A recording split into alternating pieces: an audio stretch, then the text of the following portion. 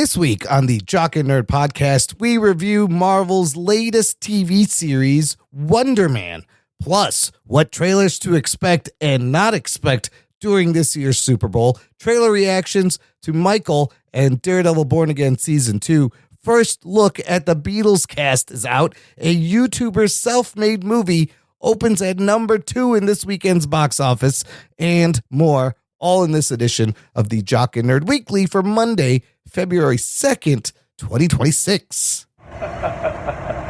Oh, hi, I didn't hear you come in. This is Ross Marquand from The Walking Dead, and you're listening to the Jock and Nerd Podcast. Now, if somebody could please explain to me what a geek boner is, my life would be complete. Until then, rock on, nation. All right, this is for all you fans out there. Let's give it up. We talk it, we heard it. We funny, disturb it. We talk it, we heard it. We spoiler alert. Oh yeah!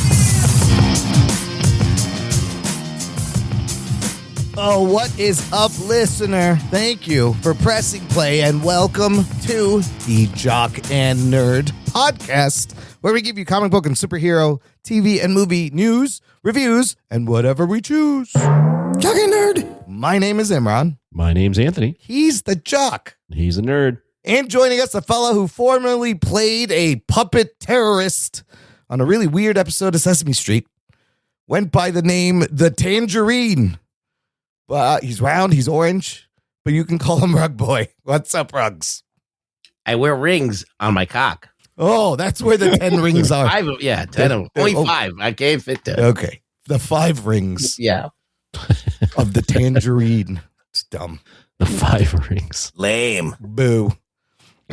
Anyways. No, you threw it to me. What do you Yeah, want me no, to that was do? good. Your part was good. My part was the stretch. I was trying to tie it all together, and that's the best it's going to get. We already got our dick joke out of the way, fellas. Fantastic. Let's get started. The Jock and Nerd Podcast. Well, Wait, there's a big game coming up, Anthony. there is. Big sports ball game. Love good sports ball. You love sports ball. I love sports ball. I love this one because this is the one that poses the question, would you rather have a soup or bowl? Both things unusable without the other. It's like a Schrodinger's cat thing. Think about it. Think about the paradox. Rugs, soup or bowl, you can't separate them. Yeah, you got to eat the soup in the bowl. I mean, or I don't know. I mean, if it's a cold soup, you could just pour it in my hands. Anyways, Well, yeah. the soup is in a pot. You can eat it out of the pot. Yeah, I don't need the bowl. Just heat it up and hand it over. I'll slurp it down. Anyways, big game. So, Anthony, I know who's playing this year. Oh, wow. Congratulations.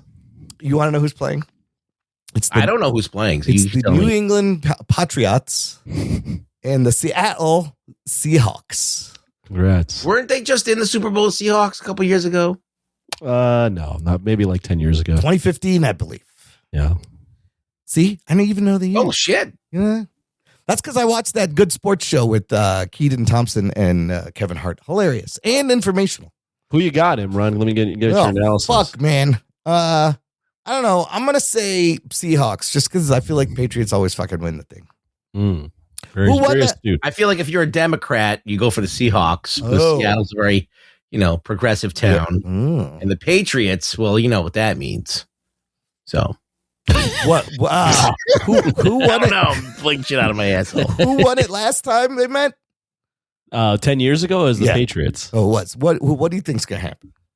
I would lean towards the Seahawks. I think the Seahawks have a better team. Okay, see, put some money down on that. You got that's a solid tip from the Jock here.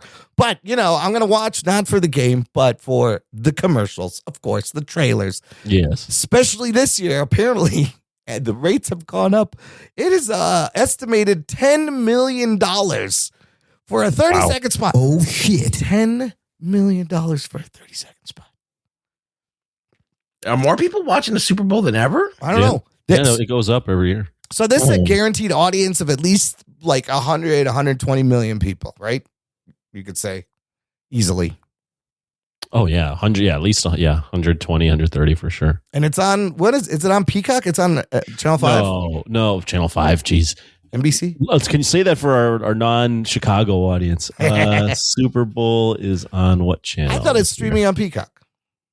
No, it might be NBC and streaming on Peacock. Okay, so that's important because of where with all the trades are reporting what trailers we should expect and what trailers we're not going to get during this year's broadcast. Very interesting.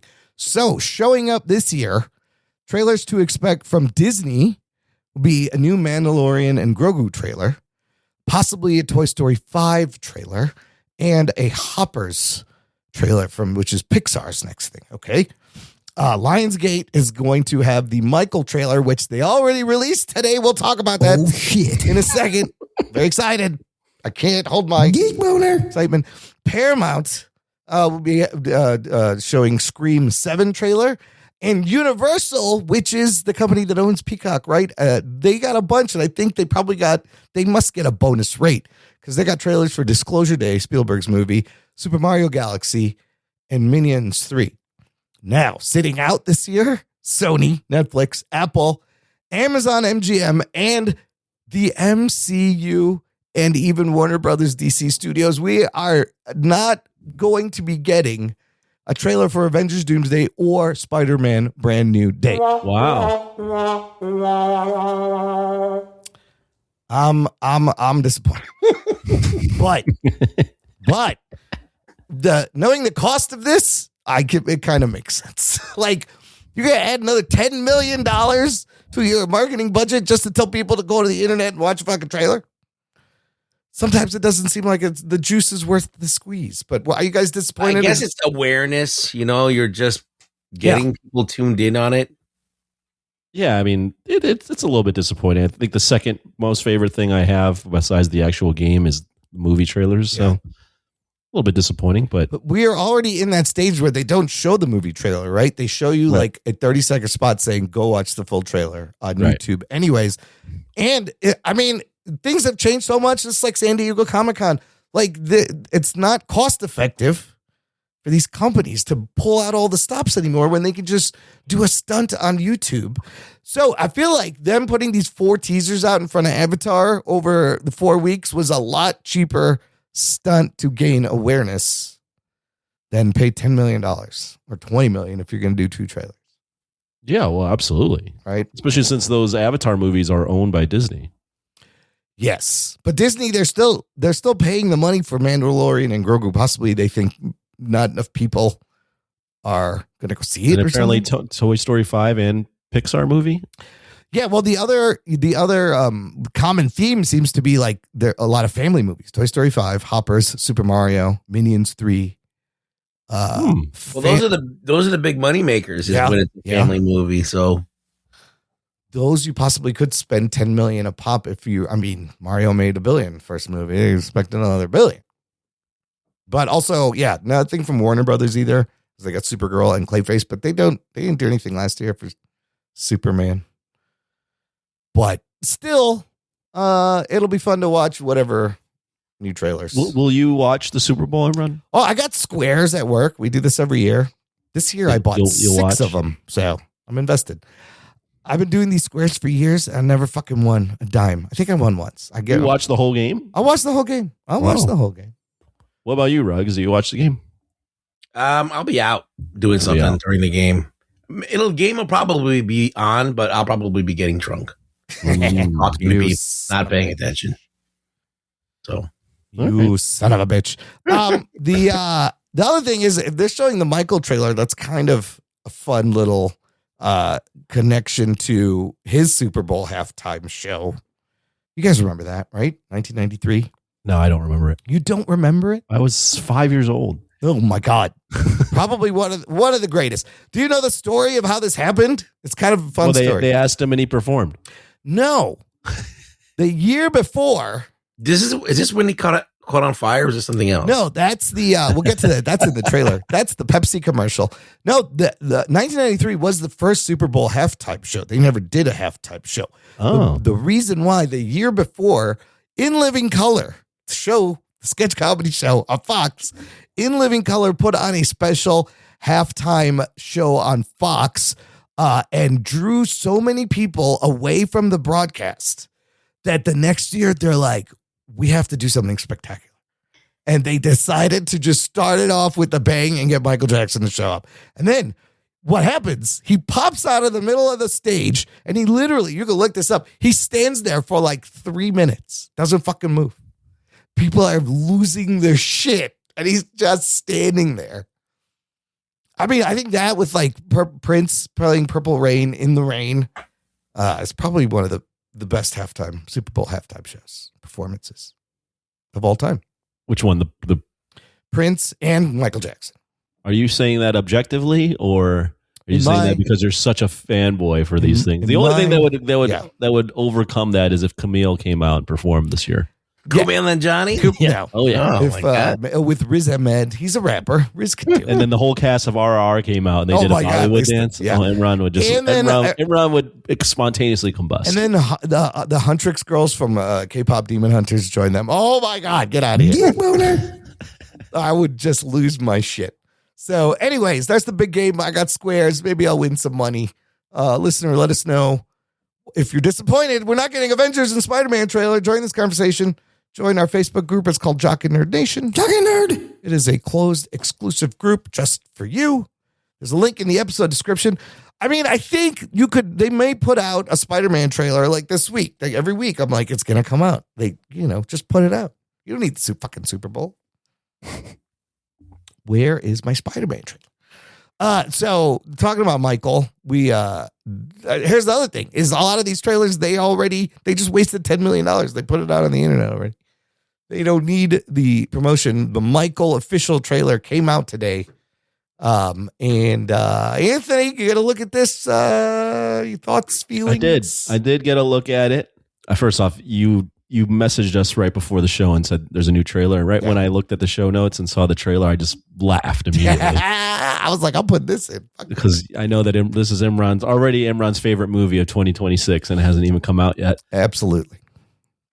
Listen, I like giving you shit about this movie because of all the shit behind the scenes. And it could be a big mess. But Michael Jackson was like probably my favorite of the old, what I would call the performers that I would consider old, old school. Yeah. Like you guys might be like, oh, we liked, whatever, Van Halen or whatever, or Elvis or some shit, or the Beatles. Yeah. For me, the equivalent of like an old performer. Yeah.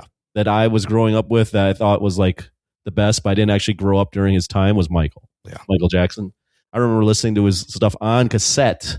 Heading up to like any sort of like road trip. So I do like Michael Jackson. He got real weird towards the end. This trailer looks good. I think if they can nail it, he is one of the biggest pop culture icons ever. This movie could do bananas. Yeah. It also could be a complete mess because if you read the behind the scenes, yes, apparently they had to refilm a lot of this stuff.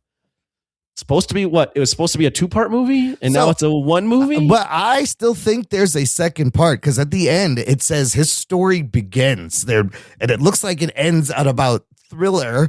I feel like they're going to see how this does. If it does well, there's going to be a second part, because this looks like just half the story.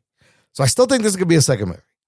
Yeah, I look good. I'll give it that. The trailer looked pretty epic, and I like. You didn't see bad in there? No, I'd see just up to him filming Thriller. I don't see bad. Jafar Jackson, Michael's nephew, looks fucking amazing. Like he's nailing the dance and the looks. You got Coleman Domingo as Joe Jackson. You see a brief bit of him being pulled out of the ambulance. That's the Pepsi hair burning. That's my favorite part. With Alfonso Ribeiro was in that commercial. And just the shots of him, the quick shots of him from like doing Beat It and Thriller looks fucking dead on. Ruggs, what do you think? Is this going to be? It looks pretty well. It looks from good, what though. I get from watching the trailer is it feels like it was, even if it's not accurate, it feels accurate. It feels like, oh, I saw that before, because I remember watching that. I don't think it was a VH1 documentary or a miniseries about that. Was that on regular TV? I don't remember. The Jacksons, remember that fucking thing? There was a mini series on like cable they made. Yeah. And I remember watching that, and it feels like I'm watching that again. Yeah. Like a better, like more clear 4K version.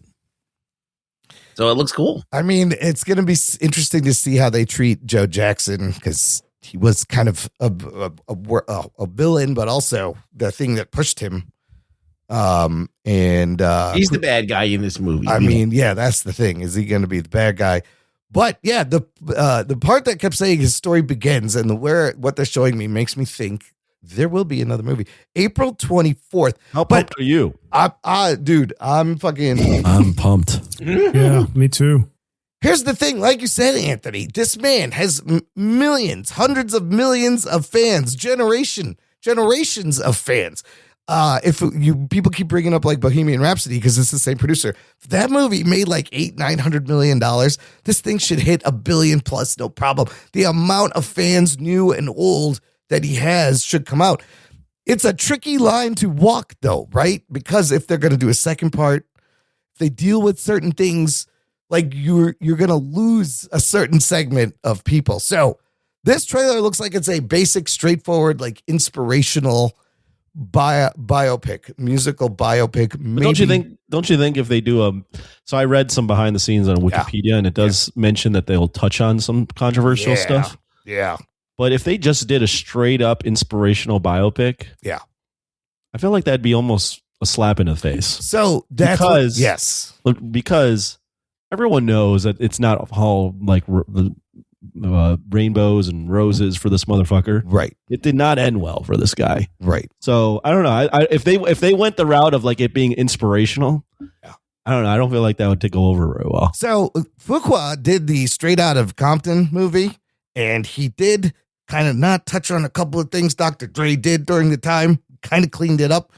But that's my point is, if you address the allegations, you may piss off the Michael Jackson fans. If you don't address the allegations, you're going to piss off the general audience who thinks you cleaned this up too much. And so I think every review is going to lean into that. It's a very tricky line. If they don't lean into, or if they don't address any of it, if they clean it up and make him look too much like a hero, right? They're going to. That's every review is going to be talking about all the bad shit and the allegations. So that's where I was going with that. I totally can see that. So I don't know how you do it and walk that line, but I mean, he's one of the last giant icons that haven't had a biopic made about him. Yeah. I mean, is Prince had one? No, not yet. And I'd argue Michael's bigger than Prince. Yeah, Prince kind of did his own in like Purple Rain, was kind of very autobiographical. Madonna, has she had one? No, she had some weird movies, but Elvis has had one. Austin Butler. So I mean, we're gonna talk about the next one. Here's how I'll tie it into the next thing is Michael. I'm just trying to figure out who's left. Yeah, one of these things. I think there's still. That's a good question. There's still a couple of big stars, like a Madonna one I could see happening. Oh, totally. Prince too, right? Prince would also be very interesting, and it's all up to the estates if they want to agree. Michael famously was very good friends with Paul McCartney of the Beatles. They had 2 songs together, Say, Say, Say, The Girl Is Mine. Both fun songs. Both songs of them fighting over girls. Just kind of interesting. But that leads into the next thing is the next big biopic is that ambitious Sam Mendes Beatles project that has 4 movies, one after every Beatle, and they have given us our first look at the characters in the movie. What's fun is what they did here in a little marketing stunt. They printed up, this movie doesn't come out till 2028, but they printed out these postcards and distributed them at famous Beatles real life locations, like the Liverpool Institute for the Performing Arts was co-founded by Paul McCartney. They also went to Hamburg, Germany, the Cavern Club where they used to play, Strawberry Field in New York City and Central Park. They were handing them out there, in Tokyo and other places. But you have great pictures here of Paul Mescal as Paul McCartney. Is that right? Paul Mescal as Paul McCartney. Yep. Barry Keoghan as Ringo Starr. You have Joe Quinn as George Harrison and Harris Dickinson as John Lennon. And I gotta say, I know they're just pictures. They look really good. What do you think? It's close enough. Yeah, they look like them. They fucking look like him. I was like, holy shit. And as far as how they're coming out, I think this is also new news because we were wondering, how are you going to do this? Apparently, he's going to put them out all in April 2028. And I think that means like one movie a week in April. Whoa. Yeah, it's kind of crazy. Or maybe all at once. That would also be crazy. I don't know how you would I would go one movie a week. One movie a week? That seems interesting. Yes. This is also going to be big. I mean, the fact that they're releasing images 2 years in advance and we're talking about it shows the magnitude of what this is going to be. I feel like the Beatles stuff has been ramping up during these last 20 years, I think. Like we've been getting more and more documentaries. Like there was a John and Yoko documentary that just came out. Yep. A lot of unaired footage coming out. Yeah, we had the Peter Jackson Get Back. Yes, we really had that good. one. Yeah. There was all those different things that came out. So it's crazy. I think it's gaining momentum, and they need to do a real Beatles movie. I think this is weird that there's 4 movies based on each of them individually. Yeah, I feel like that's a really weird thing, but I don't know. I mean, it's different. It's ambitious. It's never been done before. And again, it's a group that has never had given their approval to do a bio picture. So you got Sam Mendes doing it. Sam Mendes, who's a great director. And they fucking Paul Mescal looks just like Paul McCartney. Barry Keoghan looks just like Ringo. These photos are great. They look very accurate. I'm very excited, but yeah, they're shooting for a year, which is also crazy, but we got to wait till April 2028. Let's talk about who has a bigger. I got a couple questions, and then we'll get into some of your. Yes. Who's the? Which movie are you guys more excited for? A Michael movie or Beatles? So we talked about this actually. I was listening to some old shows last April when this news broke. Let's refresh everyone's memory. Yeah, I mean, I think the most exciting ones are going to be your Paul McCartney, John Lennon, right? And you think this is more exciting than Michael?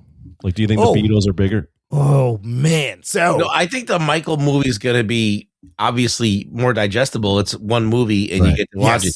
But so I think in terms of how much work I want to do, I'd rather just watch the one Beatles movie and not 4 of them. Yeah, now you're forcing me to watch 4. And they're all individual characters, which I think he's doing it to give each one their due. Yeah, because they're all integral parts and they're all musicians in their own right, and they all write their own parts of the songs. Yeah.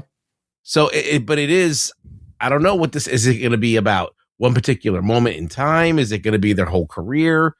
I don't really know anything about this movie.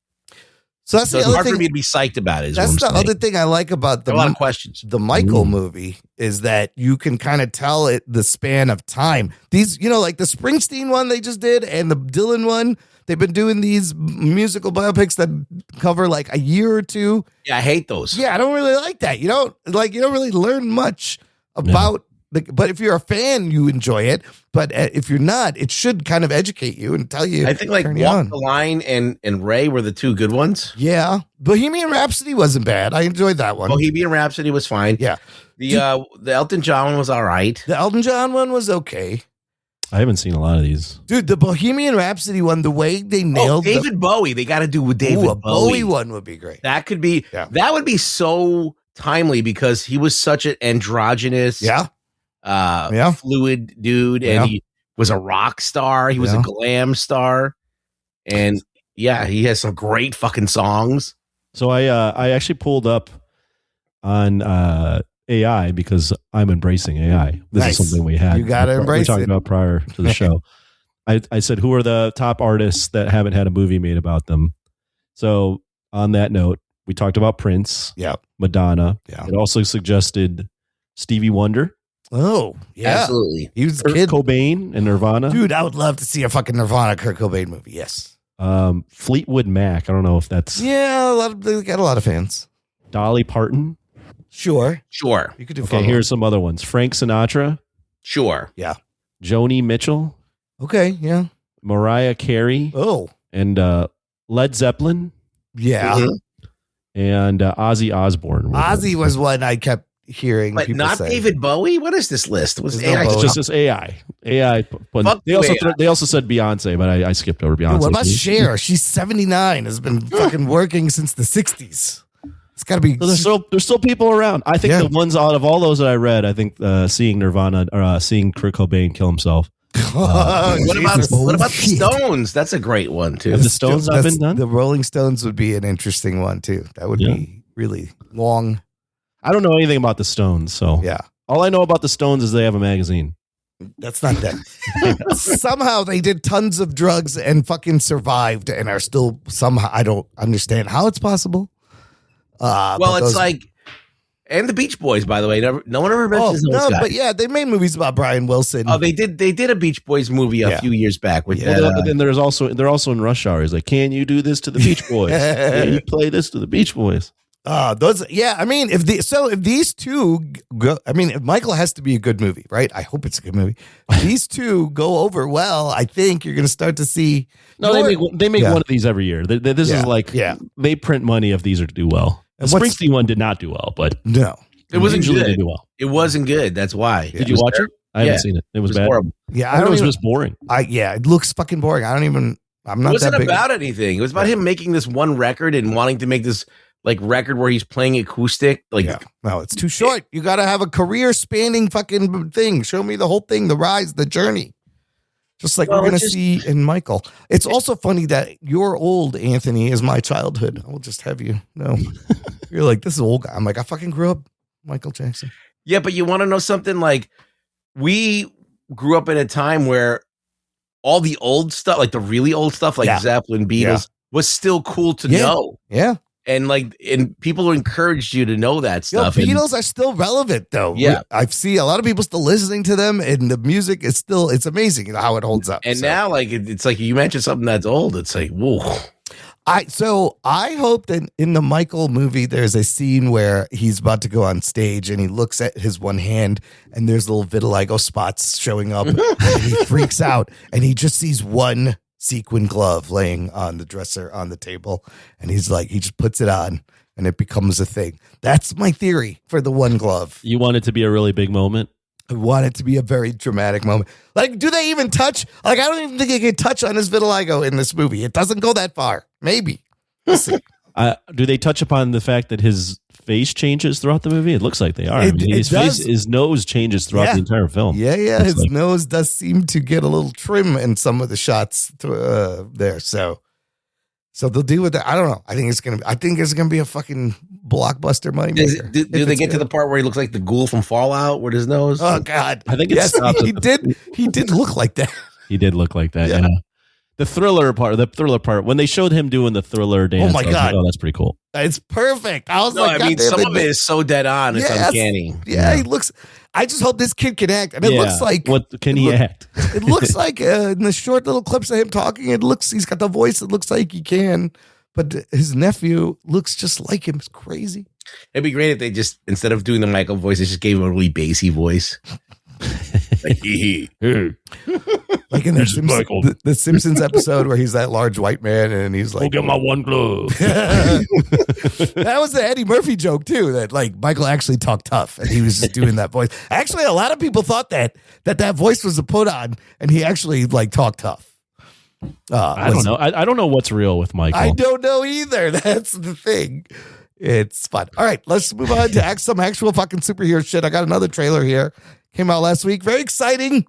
Daredevil Born Again, season 2. Maybe it's exciting. I don't know. Debatable.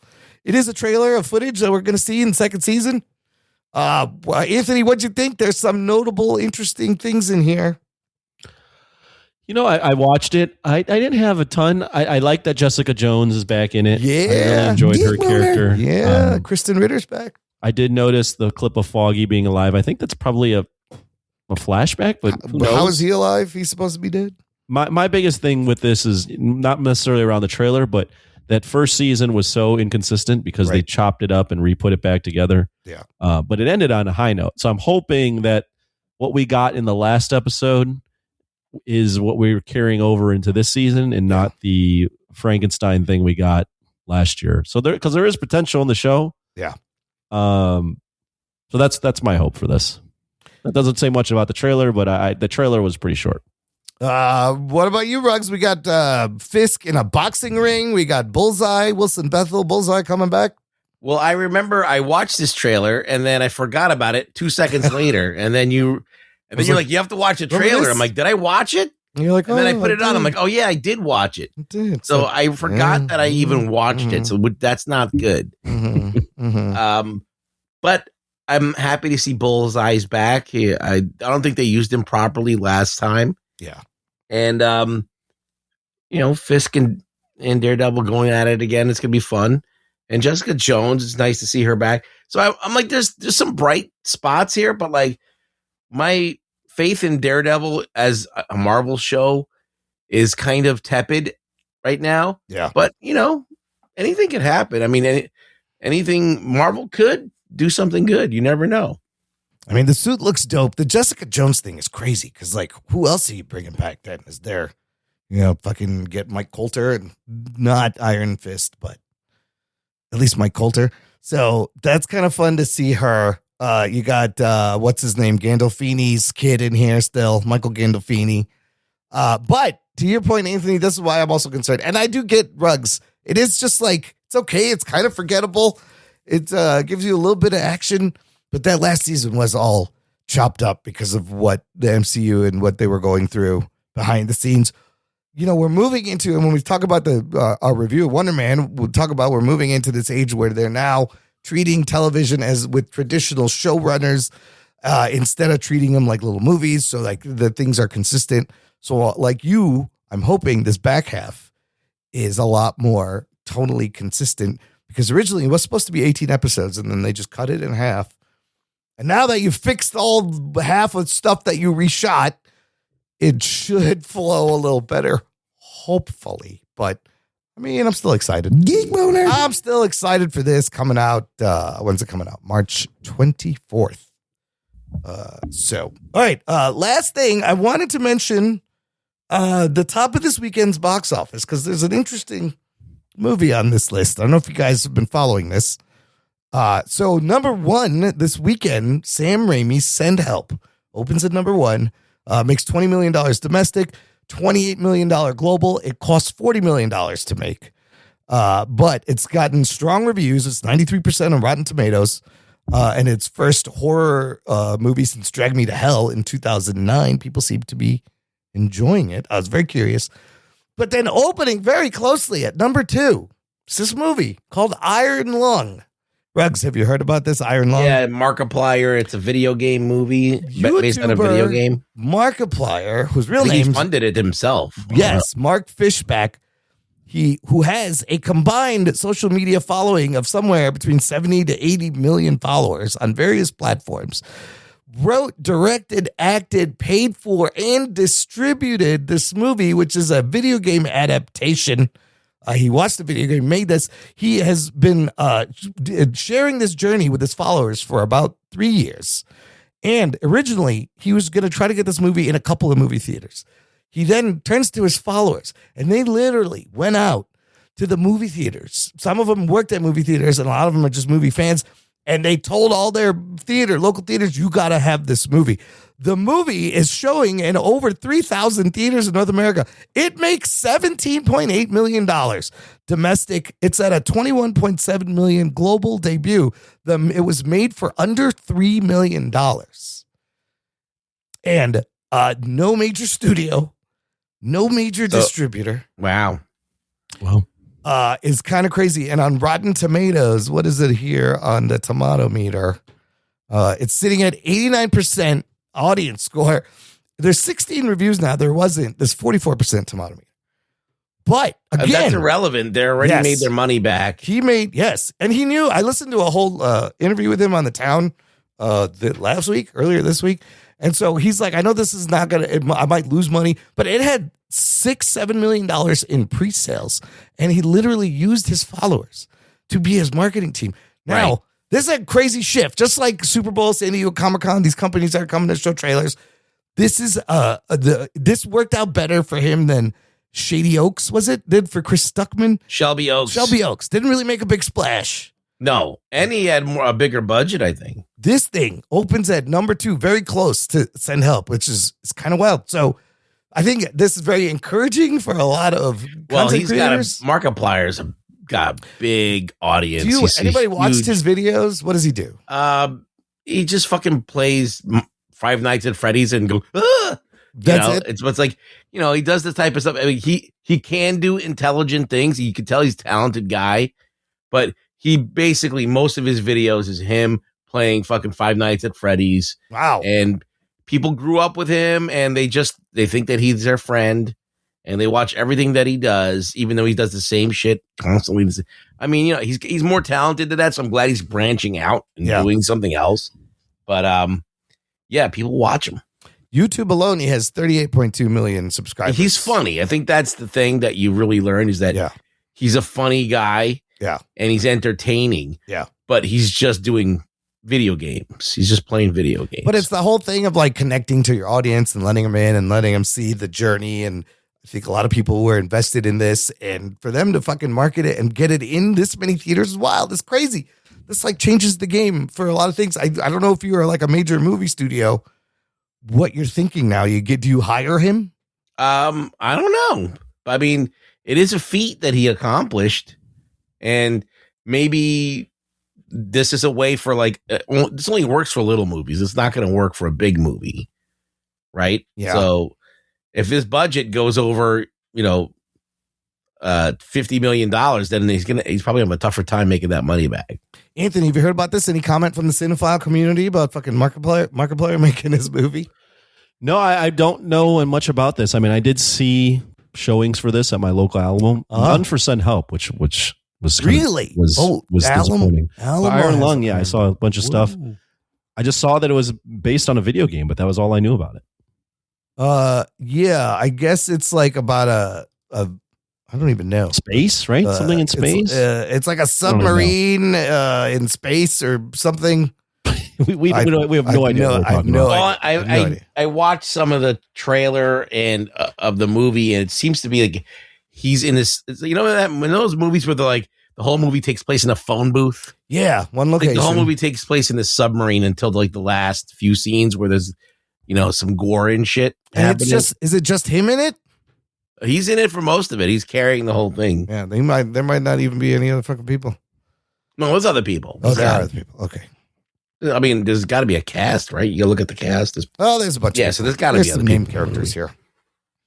But it's like one of those things where it's him in this little fucking submarine. Yeah, and he's looking at different levels that he has to go to, and coming across different shit. It says post-apocalyptic future after the Quiet Rapture event, a convict explores a blood ocean on a desolate moon using a submarine called the Iron Lung to search for missing stars/planets. Okay. It's a crazy feat for him to pull this off. I don't think I'm going to go see it or watch it, but it's kind of nuts. Oh, when it comes out on whatever, I'll watch. On streaming, I'll watch it. But for it to open at number 2, and I mean, I think January was a smart. I'm just curious of this whole YouTubers, becoming directors and shit. It's funny. Well, I mean, with Chris Stuckman, he was like a critic, right? Who wanted to make a movie. I feel like this guy was a filmmaker who was having fun, built an audience, and got a project or had an idea. So maybe that's the difference, but. Yeah, I think that this guy is more of a guy who is making content, he's editing stuff and doing stuff that's more, I want to say cinematic, but more editing heavy. Yeah. Than Chris Stuckman just talking to a camera. So he's right. I feel like he knows how to create content. Yeah, because he'll do skits and things, right? Or he'll have videos where they're edited and looks. Yeah, so I think he had a YouTube channel called Unus Annus. Okay, one anus. Yeah, I think that means 1 year in Latin. Oh, and for 1 year he did videos with this other guy, another top YouTuber, and they did a bunch of skits and fun shit. So.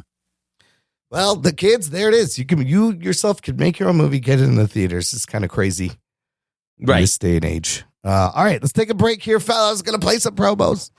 And we're gonna come back, talk about Unis Annis. We're gonna talk about One Anus and the latest Disney Marvel MCU TV show Wonder Man review right after this. After these messages, we'll be right back.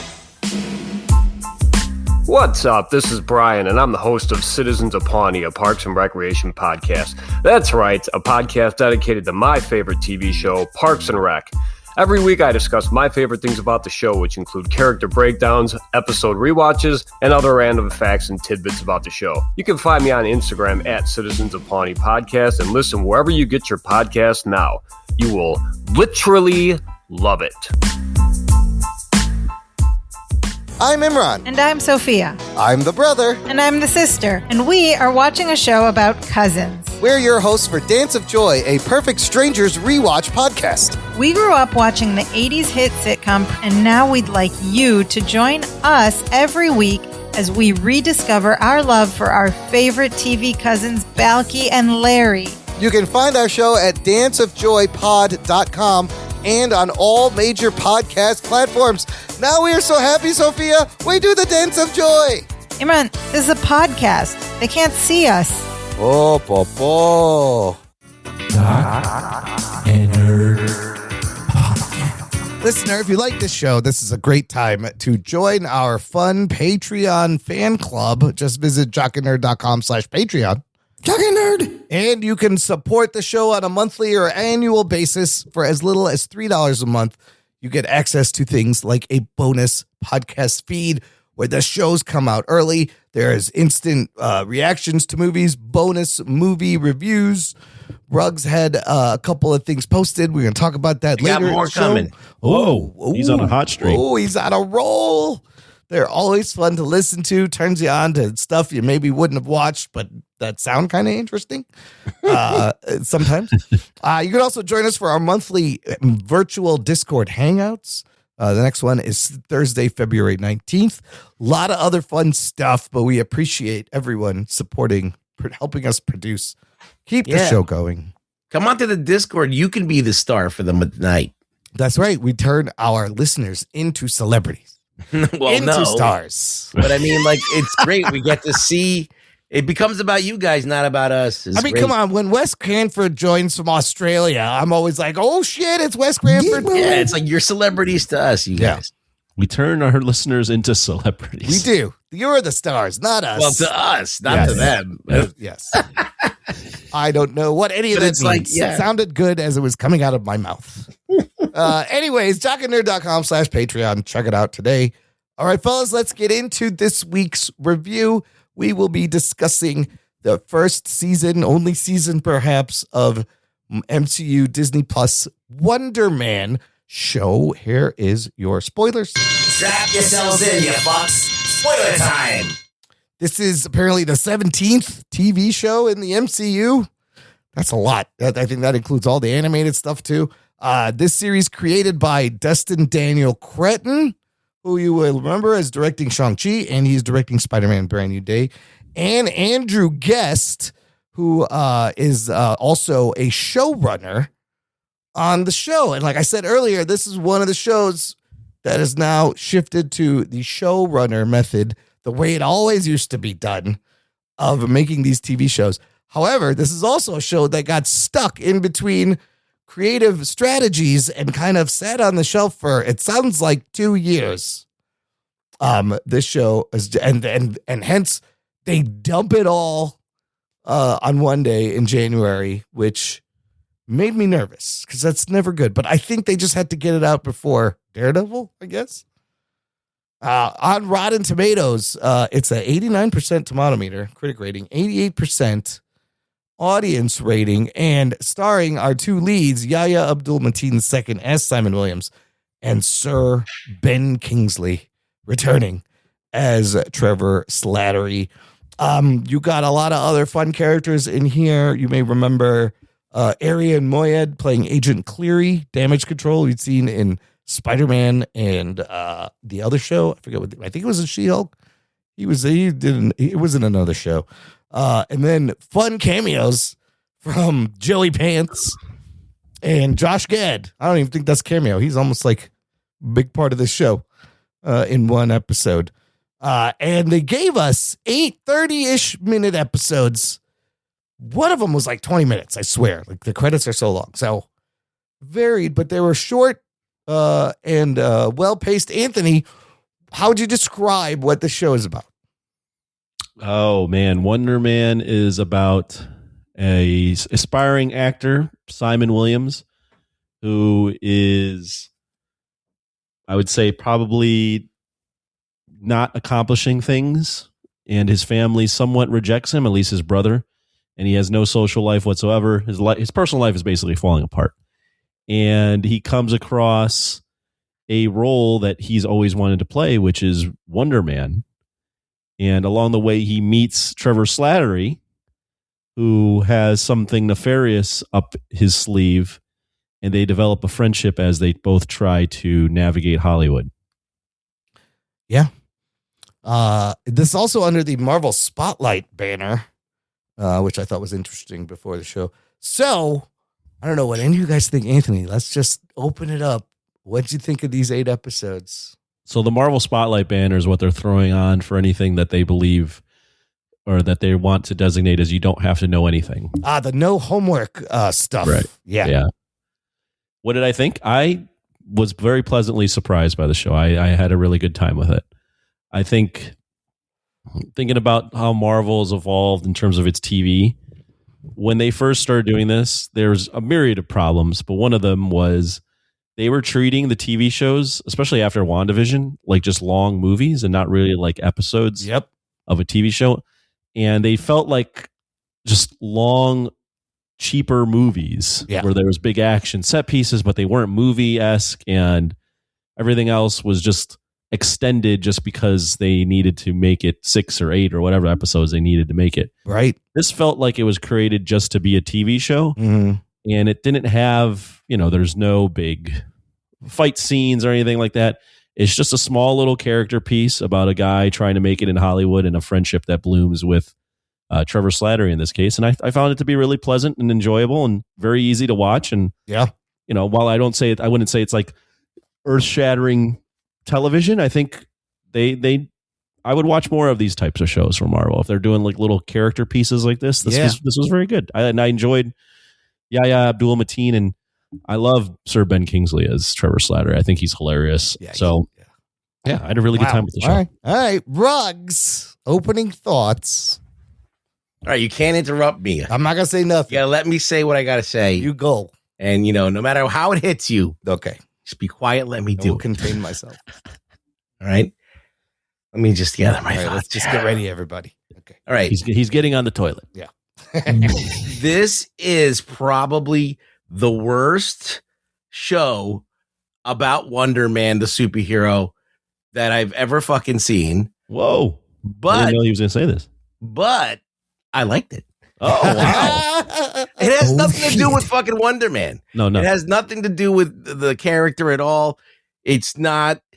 I don't even know why they gave him powers. It would have been more interesting to watch I don't know why they put the powers aspect. It would have been interesting just to watch an actor wanting to play Wonder Man and what that means. I think that would have been more interesting, but I still liked it. Because I think it was written well. It had that kind of studio vibe, like that show that's on Apple, the studio. Yep. About the insider Hollywood stuff. And you had the friendship, and you had the subterfuge of that friendship, and there was some interesting stuff going on in there. And it wasn't overly political, it wasn't overly whatever, so you could just get into the characters without the baggage. And I got into it. It sucked me in. I was like watching it. I'm like, I had to watch the next one right after. So I fuck with this show, as Anthony would say. Wow. Okay. Not fuck this show. I fuck with the show. I fuck with it. I think the way you describe that is absolutely accurate, because from what I've seen of Wonder Man, I'm not as big Wonder Man as you guys.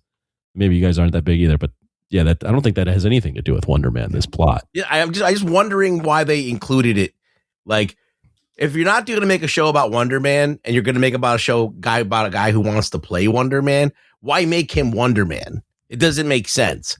But nonetheless, it was still interesting to watch, even though I think that they made the wrong step there. I fucking love this show. I fucking loved it. This may be one of my favorite Marvel shows so far. This is the show I thought that they would be making this whole time. This kind of show. Really? It's properly. You predicted that they would be making this. Like, no, wait, this is what do you mean by that? when they announced that we're making TV shows. I feel like they finally figured out this proper episodic flow. I don't think they should use this as a blueprint for anything. I think it's a fluke that it worked out. Possibly. And that's because you got Ben fucking Kingsley. Yes. You got Dustin Daniel Diamond. Dustin Diamond. Not Screech from Saved by the Bell. And you got Yad Abdul Mateen, who's killing it as an actor in this. He's doing beautiful acting work. The two leads are so good, and I love the music they used. I love that it's character driven too. They have great chemistry. I mean, Ben Kingsley. Come on, man. He makes everybody on the screen better, clearly. But this to me is like the Andor of Marvel TV shows in the sense that it is just almost like a prestige comedy that just happens to take place in the I think they got really lucky that it worked out. They gambled really big time on this. Yeah. And it paid off. The fact that it's really about the art of acting and the craft of movie making, and they have legit conversations. He's giving them solid advice, different philosophies of acting. Like, I think a lot of people who are actors have gone through this would say, like, this is fucking spot on. Like, it is the studio meets the MCU. Let's just talk about the character of Simon. Yes. All right. He is his own worst enemy. Yes, he's in his head all the time. He's self-destructive. Yes, he's a pain in the ass. He doesn't know when to stop. Yeah, he's always going that extra step. He overanalyzes. Yeah, he's overstepping his boundaries. Yeah. Like that first thing where he's on the show. It's great, and he just keeps pushing this fucking director until she's like, "Fuck this guy!" Like I don't she want called Ryan Murphy, and she goes, "I guess Brian decided to write you off the show. You fucker! You kept pushing. You made him move the moonlight." He's classic self-sabotage. Yeah, and then Simon also, is he a mutant? You know, his backstory being when he was 13, there was a fire. He wasn't affected. He went to see the original Wonder Man with his dad, who took him out of school, just like a memorable, relatable, a lot of relatable things in this show. A relatable moment that kind of and then the whole sunglasses bit, and he gets the exact sunglasses, but he is a guy that overthinks, and he needs Trevor Slattery, the fucking Mandarin, to be like, stop thinking and just be in the moment. You know, your job as an actor is to live life and then hold a mirror up to yourself. I'd imagine, I mean, I haven't tried to become an actor. Yeah. But I'd imagine his journey is similar to a lot of people that, you know, there's people in your family that support you, and there's people in your family that are absolutely like, you are a deadbeat and you'll never make it. And what the hell are you wasting your life on? So I think there's a lot of what the show does really well is that there's a lot of very relatable things to a guy that is kind of an ass, right? Like Simon Williams is not a guy like in real life. If you met that guy, everyone would be like, this guy kind of sucks. Yeah, he's too much. But once you get into his head and you realize what's happening, you realize why he is the way he is, and you sort of root for him because of the fact that also Trevor Slattery's character helps him out. Yeah, and I love that whole chemistry where he's working for Damage Control, but of course he ends up, becoming really good friends, does not want to help the agent, and just kind of protects him at the end. Just a point while we were like 3 points away, but I want to just jump back to Ruggs' point. Yeah. I do agree that you can't just do this all the time with Marvel. Yeah. But what I think is replicable is, first off, having a clear vision for what you want to do. Yeah. Hiring very talented people. So they had Daniel Destin Cretton do this, and then putting very talented actors in there. If you can continue to just do that and get high quality people working on this stuff, the talent's going to produce good stuff. They just haven't had the good talent in the right roles with a clear vision, in a lot of these shows that started off in the beginning. Yeah, that's the thing. It's like this show doesn't need to be about a Marvel anything. Yeah. This could be just a show that they made. And because of the strength of the writing and the situation and just like the juxtaposition of things, like it makes it interesting. So they need to start doing that more. But I don't know if they can do the question is, can they do it? This is the thing. They did it, but they did it by throwing the character under the bus, kind of a little bit. Yeah. So can they do this? Wonder Man. Can they do this and do it? They do the character justice, the origin and the things that we need to. That can they do that? I don't even think it's possible. See, it didn't bother me because I didn't really read a lot of Wonder Man or even know anything about Wonder Man, so I was fine going along with this. He's not really a big popular character. He's like a West Coast Avengers guy. Yeah. He had his own book for a while. Yeah, I bought that book in the 90s. I still have the first issue. Doorman was also, he was part of the Great Lakes Avengers. That's an actual character. Yeah. And his brother becomes the Grim Reaper in the comics. So I don't know if they're going to do that.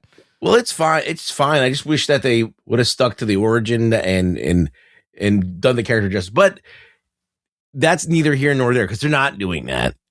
I think that I'm looking for the day where they can do that. Yeah. But I'm happy that they're at least on the right track. I'm good with this one. Making something that you want to watch in the first place. Well, I think one of the things that helped is they didn't get bogged down by having to relate it to the entire Marvel universe. Yep. They didn't get bogged down by the fact that they had this movie version of what they wanted to do where you need to end it with a big fight. Right. So they didn't get bogged down by that. They didn't bog it down with like a big villain or a reveal at the end. They really just let these guys make their own show and make it episodic. And I think you're seeing that help. They avoided like the stereotypical potholes that they would normally do by trying to make this a political thing or a commentary on society. Because like you have a guy who's going to play a traditionally like white character and they don't get into that. They didn't touch it at all. Yeah. They just were like, okay, this guy just okay, cool. And that and by not going into that and making it about that, I think you could just kind of just enjoy that character and not think about any of those things. And you can focus on the character more. Yes. It's all that's it's about them, not this cause.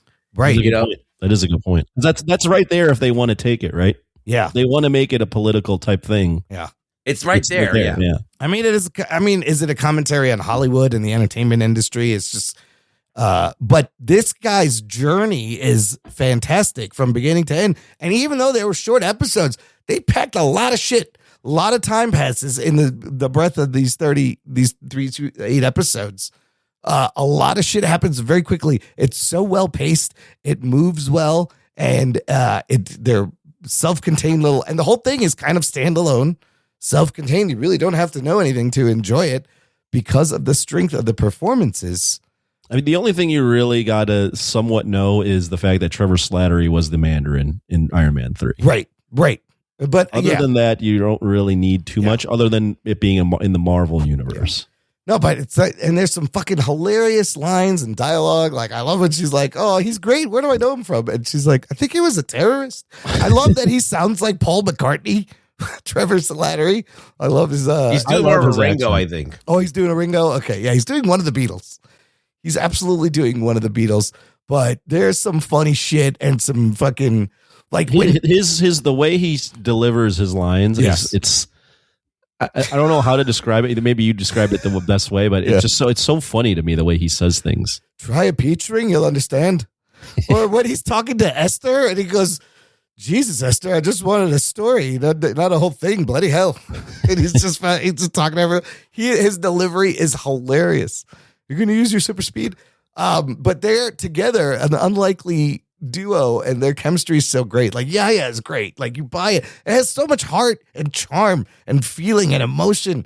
And like this guy, and you're in your head, you're like, just shut up, fucking Simon. Stop overthinking things. But I think I gotta interject real quick. Yeah. So because I love what Ruggs said, and I just want to call out one more thing. Ruggs not only enjoyed a show where they just basically shit all over what Wonder Man's character is. They also had the Mandarin in this, who they completely botched as well. I And think Nugs was like, I like it. the fucking and then bringing Well, him. yeah. Yeah. That's what it is. In my head, this is a very tough thing because I was like watching it the whole time. I'm like, oh, this character's wrong. This character's wrong.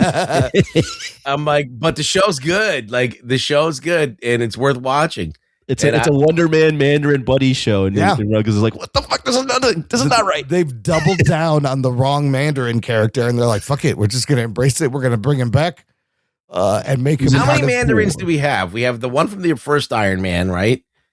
Where it was like that guy, the bald guy. Yeah. It was the 10. What was the 10 rings? The Was bald in that, dude, right? Yeah. Well, he wasn't the Mandarin. It was just the 10 rings, right? Yeah. Oh, he was just but he had 10 rings on. He was. They were part of the 10 rings. Then in Iron Man 3, you had the fake Mandarin, but then you have in Shang-Chi, the real Mandarin. But I'm saying And Trevor. in Iron Man 3, who's the main villain? What's his name in real life? The Mickey Rourke one? No. Iron Man 3. 3. Guy Pearce. Pearce's character. Right. Yes. At one point while he's fighting Iron Man, he goes, "You're looking for him? I'm the real Mandarin." Oh, he said he's the Mandarin. Yeah. So They should just have all the small oranges like fight each other. I'm the Clementine. Like the tangerines and the I'm the clementines. tangerine. I completely forgot that Shang-Chi, they had the Mandarin in that too. Well, because wasn't it his dad? His dad was the Mandarin. Right. Yeah. So they've never gotten the Mandarin, right? No, so they have established that anybody could be the Mandarin. Okay, how about the bottle episode of The Doorman in black and white? Wasn't that fun? That was a lot of fun. Because earlier on you see he has to sign a doorman clause. Also, the great thing that he's hiding, he has a secret. And the whole thing about acting is to be vulnerable and reveal yourself. And he's like, I can't show my underneath. I will get fired. People could die. It's doorman great stuff. And then, the doorman being the reason. Wow, Right. Hilarious, crazy episode. I love the whole journey of him finding the goo, getting the portal. What was fun about that was they tell you about the doorman clause, and it was episode 1 or 2. Yeah. But they don't go and like elaborate on it. And then Right. this episode just pops up out of nowhere. Yeah. So when I was watching, I went, "Am I right? Watching the right show?" Yeah.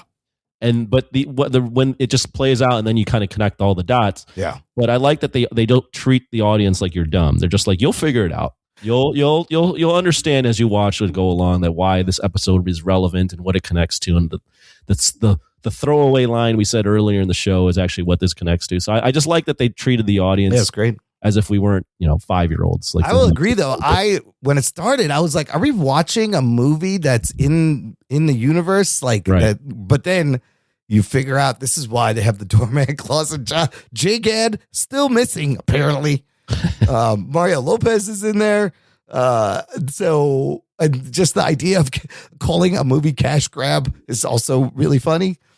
And it also touches on the what we do with these one-hit wonder people, where we prop them up right away, and force them immediately, into things. and then immediately start to hate on them, and you're like, you have no talent. It's like, well, they never had any talent. You just propped them up, forced them, made them for Mavis, and then shit on them afterwards. The joke gets stale. You see the whole life cycle, and we've seen this happen in real life. And I also love the juxtaposition of you have the doorman who has powers, doesn't want to be an actor, is forced into be an actor. Then you have Simon, who's hiding his powers, but really wants to be an actor, but has to hide the secret. Otherwise, What is the doorman clause? The doorman clause means you have to say you do not have superpowers to work on a movie. You can't have them. You can't have them and work on a Hollywood thing. You sign that clause. Because Josh Gad got lost. Because J Gad's still missing. Doorman is in the prison and they're trying to find him. So who knows where the fuck he is. They check his ass. They should. But it was a really fun little break. And then the whole back half, you come back, you have the little escapade with the candy guys in the video and the fight. You see him use his powers, and then the callbacks. Fantastic. It's hilarious that he does Pretty Woman. Like, even in the callbacks, he's fucking it up. I'm like, come on, fucking Simon. And then Kovac is just like, okay, so you did a scene from Pretty Woman. Not what I was expecting. When he said those lines, did you guys immediately go, oh, wait, that's from Pretty Woman? That's I didn't know that one was Pretty Woman. I did when they're doing the monologues back and forth. That's a great, fun little scene. I knew the third one It's from Amadeus that Trevor Slattery was doing. Salieri and Amadeus. And then he does Shakespeare. Did you catch on that was Pretty Women, Ruggs? I don't remember. No. I did think it was weird for him to be saying that shit. Yeah. Like, why do you all of a sudden go into the prostitute thing? Yes. But I didn't realize, because I haven't watched Pretty Woman more than one time. Yeah, it's been a while. But that fucking that was like in the 90s or something. I was dying. And then when he's dreaming and he punches that guy through the head. So I was like, oh fuck, shit. Is this happening? You fucked up. Is this happening for real? Yeah, that caught me off guard when you see that fist through the head. It was great. But I love seeing, again, the conversation Trevor has with Simon kind of gets him out of his head, and they nail the audition and they get the parts. And then just the look on their face on the car ride home, like, holy shit, did that just happen to us? And then, and then the betrayal also. That got me, dude. I felt so bad. You could see it, like, it's like he got tears in his eyes when he's confronting him. I was like, God damn, these two are really good. They're just really good actors, and you buy all of it. And it's a stupid New York Times lady. It's the only friend he's had. Yeah, and like even his mom is like, he never brought any friends over, and he sees him like freak out and understands his condition and keeps it quiet. And his girlfriend moved out new, and she kept it quiet. So, but then to see the whole journey after he explodes the studio, I was like, oh, fuck now, what are you going to do? What Trevor does for him, that's a fucking bro right there. That's a good friend to bring back. I was like, oh, he made a video, didn't he? Is that what you gained from that? Oh, yeah, it's a great friend. It's a great friend. He's like, remember me, America? I love the little bit they showed how he got in the character. And he was like drunk, and then they get him finally to put the glasses on and do the Mandarin voice. But yeah, he takes the blame so that Simon Williams can fulfill his dream. If it wasn't for Trevor, Simon gets a full journey, right? He gets to play the character he saw with his dad growing up as a kid. He gets, finally his brother comes around and gives him some props and appreciates what he does. And then he throws it all away. So let's talk about the end, because that was also crazy. Well, even before that, though, when you're talking about full circle, the Trevor Slattery's character comes full circle because he starts out as the Mandarin, but he's conned into it with sex and drugs and money. Yeah, but he's doing it just for that, not for the right reasons, and because of that, he basically shuts down the U.S.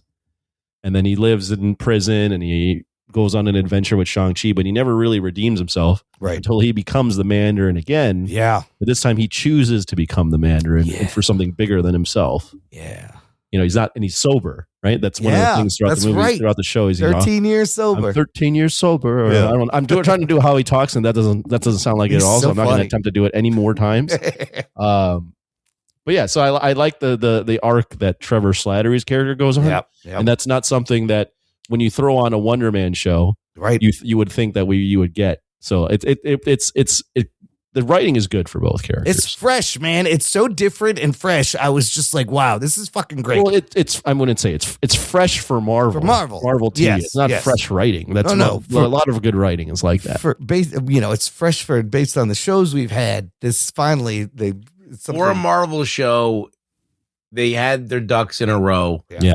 They were able to make something compelling and characters that were complicated enough and interesting enough that you wanted to see how they shook it out. So, yeah, and it was surprising too because they and we can talk about the ending in a second, but when they dump all the episodes, we immediately are like, well, this is not going to be good. And the show I think about with fantastic acting that was dumped all at one time was Echo. Yeah. That lead that Echo for Echo is, she deserves an Emmy or an Oscar or everything. An EGOT. Listen, she's hard of hearing and has a prosthetic leg, and she's a minority. Cut her some slack. Yeah, but that just goes back to you're making a show. You have to still have talented people in the top roles. You can't just make a show. You're making a show with no story. Well, yeah, and also we know that they made that Echo show because they were like, we need to check the box and have a Native American superhero. It is what it is. It's not. That's not saying anything controversial. That's really what they were going for. They just chose to do it poorly. Yeah. But they also dropped Ironheart all at once, which was slightly better than Echo. I would say it's better than Echo, but not. I wouldn't say it was even close to Wonder Man. I am surprised why they looked at this and were like, "We're just gonna dump this in one day." And I think it had to be because they have all this shit planned. Well, was Ironheart more political? What was Ironheart? I don't know what they were going Sacha for Baron that. Cohen was Mephisto, and then there was the team and the Red Hood, Anthony Ramos. Oh. I think that one for Ironheart. So I think with Ironheart, that was in development for so long and shelved for so long that they were like, we just need to get this out because this doesn't fit anywhere. Yeah. Whereas Wonder Man, I think this just might be the way they're doing things now. I just think they got lucky. Yeah. I feel like not that it was a fluke, but I feel like it somehow worked and it shouldn't have. Yeah. And I think it just, I can't tell you what. It works really well. Like She-Hulk was not funny.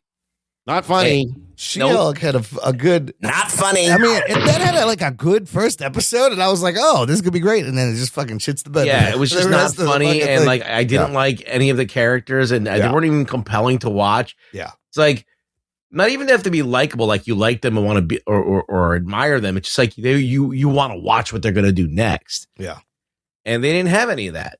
None of that was happening in any of these shows. So, but this got two great. She-Hulk was really obsessed with like trying to shit over the Hulk to make herself look good, and it's like, why are we doing this? They were kind of reacting to like online vitriol too, which didn't. I vividly remember the line where she was like saying something along the lines of, "Oh, you think being like the Hulk is stressful, and like you have to deal with all these things, and like you have to control your stress." She's like, "Yeah, try being a woman." I'm like, oh my god, like. I get it. Women go through stress, but that's just, you don't need to. It's heavy-handed. Very heavy-handed. This is like really nuanced. They're subtle, but it's very subtle. Yeah. But relatable. The character, you're rooting for them. So the last episode, a whole bunch of shit happens because it picks up right after the explosion in the studio, and the whole thing with Mandarin taking the blame with Trevor doing it, getting arrested happens. Then they finish the movie, and hilariously, Slattery is replaced by Joey Pants, the second role he stole from him in canon. That was the Joey Pants episode is great too when they go to his house and he's like, "Fuck you, Joey Pants. Maybe stay out. Isn't that funny?" He's just being a condescending prick, and that whole thing where he's like, acting is just a job, and Trevor's like, "It's not just a job; it's a calling." But you get to see a different side of him. He's like usually this like relaxed, like dude, like the Mandarin's like this relaxed dude, and then when he's around Joey Pants, just changes. He just becomes like a fucking full of rage. I mean, and there's at the end there's the whole premiere. His brother hugs him, and his agent's like, "It's a good idea. You waited. Trevor had good advice. What are you gonna do next?" And then they just cut to rural bumblefuck somewhere, town in the hills. And it appears Simon is shadowing this working man, blue collar type for a role. And he's like, "Can I come stay with you and observe with you?" And you're like, "Okay, where's this going? This is interesting. The fuck movie is this?" And then you find out this guy is a guard at the prison that the Damage Control runs. We've seen in other shows. And you figure out he is doing all of this to sneak in and bust out Trevor again out of jail. And he does. And not only that, he has thrown away his whole career. He got what he wanted. He got to be Wonder Man. He got his brother's approval. He had his journey and very quickly decides, I'm throwing all this away to save my boy, Trevor, who betrayed me, but also saved me. Yeah, it was a good ending. It was crazy. Nice ending. They fly out of the top. It was an ending where you're like, if you feel anything for a bromance, you're like, oh, that's a true bromance. It absolutely. They're so great. They're so great together. So do we see it? Do you think we'll see him in Doomsday? He could be an unannounced cameo. Wonder Man, yeah. I mean, anything's possible. I don't know. Where do we go from here with these two now on the loose? I don't know that Marvel really cares to like. They'll. I don't think Marvel. It seems to me that Marvel's philosophy with these shows is not necessarily to like we have an ulterior plan for them, and we got to put them in a show, and then they're going to be in a movie. Yeah. Like that was the old thing with Miss Marvel and Ironheart. Yeah. I really think they're just making the shows and then see what happens. See what happens. I mean, you have now given us a great fucking character that people want to see more. I don't know. It's kind of a mini series, a limited series. I don't know if you can even do another season. Like, I don't know what you would do, but I can't wait to see where he shows up next. And what where did he learn how to fly? How did that happen? Well, maybe so when he's doing the follow along, time could have passed. So clearly it looks like, and I love how they don't spoon feed you any of this. It looks like he practiced, he learned how to control his shit a little bit more. So it goes back to my question, is he a mutant? Since he had this when he was young and seemingly seems like he was born with this. It's hard to tell. It is ionic energy, which is... they confirm it's ionic Yeah, energy. he says it, which is the thing in the comics. But in the comics, Baron Zemo makes him Wonder Man or something. So they changed everything, but it's ionic energy. And he seems pretty powerful. He's basically like Dr. Manhattan, but like a little bit more controlled and stable. He played Dr. Manhattan and Aquaman. This is also fun. He's the guy who comes from DC. He didn't play Aquaman. He played Black Manta. I mean, Black Manta. But it's now, you had Sebastian Stan and ScarJo going there. We got Yahya Abdul-Mateen jumping from DC to MCU. That's kind of fun. Yeah, I think the way you're thinking about it, like we do probably want to see him again, but I don't think that's what Marvel is trying to do. Yeah, because they gave us this whole thing, made him a celebrity, a star, and then made him blow up his own spot, which is kind of crazy. It's kind of crazy, but it's fun. They had the balls to go through the whole thing. Yeah, they did. They didn't play it safe. They really took risks with it, and it paid off. Any other favorite moments, funny things you remember?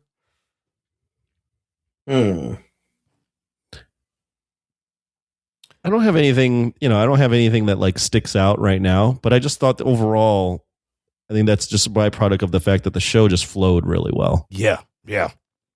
You went from one, I enjoyed the Von Kovac character. I enjoyed that he would just have them do spontaneous things where they're acting like men and women. Those exercises were great. Yeah. Even though it's just like a room full of men. Yeah. The improv exercises were fantastic. But yeah, overall, I was very pleasantly surprised. I just thought it was funny how, like, he needed to do the self-tape. Yes. And then he blows up his apartment. Yeah. Then they leave. And they go all of this little, like, journey together. Try and find a place to do it. And they come back to the fucking, and he discovers that the wall's fucked up. Yeah. But, like, Trevor's cool about it, right? Because he's like, you want pizza? And Trevor, they're just standing there at the wall. He goes, pepperoni would be great. And so Simon's like, all right, he's cool in my condition, but that's a very mutant thing to have to hide this condition, to be in the real world but not be able to make friends because of the condition. I don't think they're going the mutant thing. No, I think he might be a mutant. I don't know. They just leaving it like very nebulous at this point. Yeah, I think the way you're thinking, you're trying to connect the dots to other stuff, and I just don't think that's what they're doing. Yeah, so to their credit, if they were just like, we just want to give you a great show, like they fucking nailed it. They succeeded. It is an entertaining show. Ruggs, would you be into like other character pieces like this with obscure characters where they just do whatever they want? Obscure characters, fine. If you can title a good story, then fine. But I feel like when you're getting into known characters, and I think that's where it gets a little dicey. Mm-hmm. But I want to see a good show. Yeah. If I start watching something and I fucking hate it, I'm not going to want to watch it. There's things that I never thought I would like, and I sat down. I'm like, oh, this is good. This was one of them. I was dreading watching the show. Right. I was nervous too. I was like, I don't want to watch this bullshit. It looks stupid. And then I ended up liking it. So it's easy to watch too. Like, it's very easy. Yeah, as I said, I don't think this is Marvel's blueprint. I don't think they should keep following this. I think they got lucky with this. They had a good character. They had good actors. It was directed well. The short episodes helped because you didn't feel bogged down when you're watching. It was light and breezy. And it was funny. Like the humor worked. Yeah, but it worked. So I don't know if every show should be like this. I think every show should be as good as this, where they have like good talent behind it. I think that's the important thing. So Andrew Guest, the writer, comes from Community also, just like he wrote on Community for a long time, just like the Russo brothers.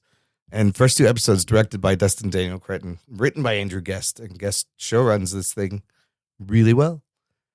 It's Andrew Guest's baby, but also Daniel Dustin Cretton. Both of them created it. They're like series creators. So, and I mean, this gives me hope for like Spider-Man and stuff. He's a good director. He was good. No, I liked Daniel Dustin Cretton. I like those first 2 episodes were good. They were very good. The fight scenes in Shang-Chi are pretty good, and on the bus is fucking fantastic. I hope they find Josh Gad. Very concerned. He's never coming back, although we could lose him. Him singing the Frozen song at that club was also hilarious. That was just a funny, I really love this show. Okay, so let's give it a rating and ranking where this show falls amongst. I have listed here the 14 live action shows, which are WandaVision, Falcon and Winter Soldier, Loki Season 1, Hawkeye, Moon Knight, Miss Marvel, She-Hulk, Secret Invasion, Loki Season 2, Echo, Agatha All Along, Daredevil, Born Again, Ironheart, and Wonder Man. Anthony, give me a number, and where does this land? I'm going to go 8 out of 10. Yeah. I had a really good time with the show. Everything we discussed, I echo all those thoughts. No pun intended with Echo, even though I shit on Echo. Fuck really. I mean, I'm with Ruggs too in that when you told us we had to watch a show, you can listen to my reaction last week. I said we have to watch all those episodes. You were like, all of it? And I was like, fuck, dude, I don't want to watch 8 episodes of Wonder Man.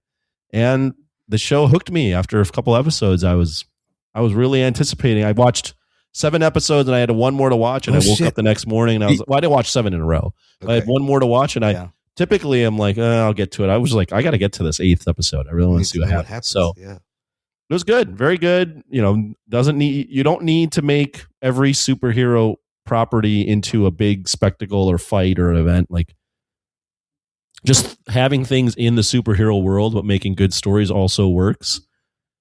Wonder Man. Now I got Echo on my mind. Echo stop saying Echo. Fuck Echo.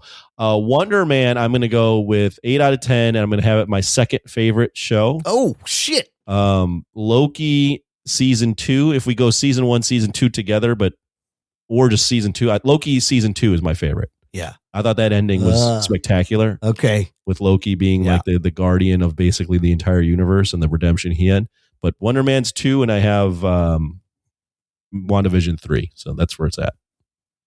Yeah, total runtime is really, it's like 3 hours and 40 minutes, 45 minutes. It's just like very easy. Yeah, very easy. Very long movie. Ruggs, well, not a movie. That's the thing. But that's the thing. Movie. Yes, it's not. It's episodic. It's proper episodic television pacing and writing, which is the thing that they have been missing this whole time until just this show. Ruggs, give me a number. Where do you put this? The question you have to ask yourself after you watch this show is, do you know anything actually about Wonder Man? Like, if you were to go to talk about someone who never saw a show and like, hey, I like Wonder Man, the character, and you went and talk, you know shit about Wonder Man. Yeah, but I know about Simon Williams. I know about this Simon Williams. You don't even know about Simon Williams. You know about this Simon Williams. Yeah, but that's all that matters. No, that's not true. That's all that matters. So I got to deduct points for that, even though I like the show. Yeah. Because if you watch a show about a character, you should be able to know something about the character. You know nothing except for he's an actor named Simon Williams. You don't know anything. He's got power. You don't know anything about it. You don't really know shit about him. And it's not, I mean, it's not an origin story either, really. Well, it's not really even about Wonder Man, only in name only. It's about acting. Yeah. So I have to take points off. So I'm going to bring it down to a 7, even though I would recommend it. That's a 7 as a recommend. Thought it was very good. And, they got lucky with this one. It was fun. So I don't know, where does it stand in the realm of Marvel shows? I think I don't really have a favorite. They're all kind of, I mean, some are better than others. I feel like the Lokis were good. I like Moon Knight. I like aspects of Miss Marvel a little bit. There's things I liked about a lot of the Daredevil. There's things I like about all of them. I think this one is kind of fun to watch and good. But they're just all the same to me. I can't really put them in a ranking. They're just some of them are better than others, and this is one of the better ones. Okay. Okay, yeah, man. I'll give it like 8.5. It's very good. It's definitely in top 3 favorite shows, but it's with the group of my favorite shows, which would be WandaVision, Miss Marvel, the Lokis. But I may be with Anthony and put this at number 2. It was that delightful and charming and surprising. And again, it's like the Andor. It's what they did with Andor. It's a show about acting in Hollywood that just happens to be in the MCU. Just like Andor's a great sci-fi show about revolutionaries, just happens to be in the Star Wars universe. I think they did the same thing here, and it's fucking great. It's so good. I wonder how many people are going to actually watch it. But the buzz has been good. Everybody seems to like it. So people have watched it. It's a very easy watch. Not a lot of time to consume. So I want to see some of these people, Dak. They gave us, you got a Wonder Man. He's out there. You could do Grim Reaper. Maybe Doorman breaks out. I want to see Doorman again. He's hilarious. All right, let's finish up with some What Are We Watching? Rugs, you turned in a couple of Patreon reviews there. What'd you watch? I watched 3 different things of note. Okay. I'll start with the big one, which is Wrecking Crew on Amazon. Yes. This was a surprise. It was a fun little... not a good movie. I'm going to put it at, when you watch The Beekeeper and you're watching like a shitty movie, but it's fun to watch. I will put the Wrecking Crew in. It's Batista and fucking Momoa as buddies, brothers, half brothers. And they got to investigate their dad's death in Hawaii, and fucking shit blows up. People get their ass kicked. Cars explode, collateral damage all over the place. And there's some funny moments, some laugh out loud moments, some, oh my God, holy shit moments. It's not as action packed as you would think from me describing it. There's maybe 3 action sequences and then a couple of little fights here and there. Yeah. But when they do them, they're good. They're pretty good. They're not amazing. We're I would say they're probably Beekeeper level, right? Yeah. And it was a good. I didn't have to leave my house. I watched it. I enjoyed it, and I probably will watch it again at some point. So I also checked this out, and it's like a fun throwback fucking 80s action movie. There are some funny bits. I honestly, that whole chase scene in the car and the helicopter where he's like ninjas on bikes with guns, that whole sequence was really good. I was really impressed with the stunts. How many people died? But that's the thing. Throughout this movie, innocent, there were just normal people driving on this highway that got blown up and flipped. There's no acknowledgement of how much collateral damage is made. They're just shooting in the crowds and shit. There's so many things, but you do see the two of them fight each other. There's some funny lines, Jacob Batalon is in it, and he does some parkour. And Momoa, they never go back to it. They don't go back to it, which is funny. But Momoa goes, holy shit, Fat Jackie Chan. He calls him Fat Jackie Chan. He calls another guy Fat John Cena. Yeah, that was a great. And then the bad guy suddenly knows karate, and he goes, fuck Van Damme. Also, his girlfriend somehow is really good at driving backwards. They don't explain that. Doesn't matter. So it has the typical contrived things, the things that you don't explain but just happen.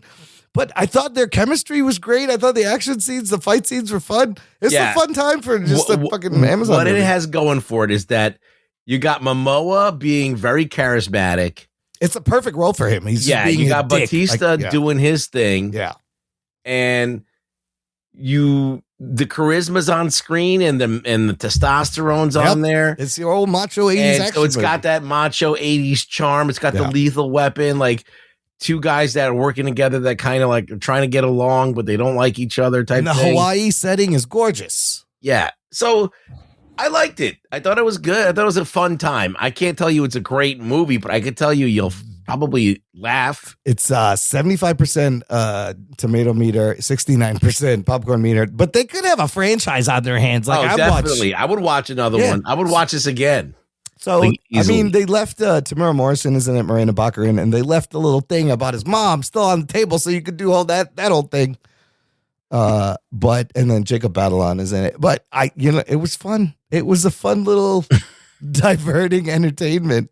Yeah, I can't say it's a great movie, but Yeah. if you like The Beekeeper, and this is kind of like a distant cousin to the Beekeeper. Yo, for the ladies, they got Momoa Topless fighting and shit and making dick jokes. That whole fight scene in his house, Yeah.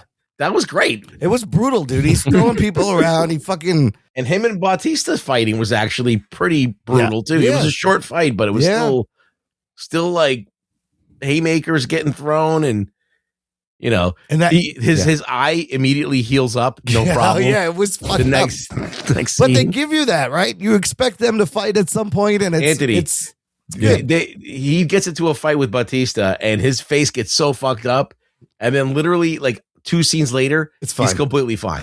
Like nothing Like ever one happened. eye was swollen shut after that fight. That's classic 80s. Yeah, You got- it's like not a scratch on him. So you got like the Yakuza in this, and like a crime syndicate from Hawaii as like the bad guys. Yeah, it's a terrible movie, but yeah. you're gonna have fun watching it. There's a lot of killing. There's a huge body count. They're just fucking popping people left and right. It's a good bad movie. That's what it is. Yeah, it was fun. Yeah. And not every movie needs to be high art. Sometimes people just make Sometimes you movies want to be see good shit ones. blow up, right? Yeah, this is as fun as like your best Statham movie. Would you watch this, Anthony? Did that pique your interest at all? No, it sounds good. It sounds fun. I don't know if I'll watch it, but it sounds fun. I had a good time. What else you got, Rex? I watched Timothy Chalamet's Hot Summer Nights. I've not even heard. I've never heard. I don't know what that is. Never heard of this. It's a movie from 2017, and it's about a kid whose dad dies. He's not like doing well. He's depressed. So his mom sends him to the beach, which is in Cape Cod, Hyannisport, Massachusetts. Yeah. Where like all these rich people vacation, and he starts fucking hanging out and somehow becomes friends with the biggest drug dealer in the area that sells pot. Nice. And so he gets into a life of crime that summer. He starts, this is all happens in one summer, and he starts the summer there, and he befriends this guy, and somehow he gets the attention of the hottest girl, the legendary hot girl that's there. And she's all right. I mean, but they make it sound like she's like the hottest girl ever. And this girl gets interested in him, and so they have a fucking fling, and then they get in too deep with the drug thing, and then it starts to unravel. And, all of a sudden the stakes get high, and he's got to fucking figure out how he's going to get out of it. This came out the same year as Call Me By Your Name, which is crazy. Right. And it's fun. It's not like an amazing movie. It's done in like a kind of like Goodfellas-esque where like it's Goodfellas is narrated through the whole thing, and it takes you through everything. Yeah. There's like a kid narrating it and taking you through what happens and this and that. And then it's kind of got like, it's like basically a baby. It's like a baby Scorsese. Like the director's like, you could tell that he watched a lot of Scorsese films. Elijah Bynum is the writer director. It's from A24. No surprise there. Yeah. And so it's got like a little bit of like a beach crime movie. Oh, this guy directed Magazine Dreams, that movie that I don't know if it ever came out with Jonathan Majors after he got the whole thing happened, and then the movie was dropped. I think it came out. But that's what this guy did. He also I think it's not bad. Like I watched it on a whim. Yeah. And I stuck through the whole thing, and I was like, wondering what's going to happen next. All right. So I enjoyed it. And the last film I'll talk about is I don't know, like a semi or somewhat autobiographical film by Steven Spielberg. Oh, The Fablemans? The Fablemans. Oh, wow. I want to see this. Yeah, I think it's on Peacock or something. I don't know. I don't remember what. I think you're right. It's on the cock. I think it's on the cock.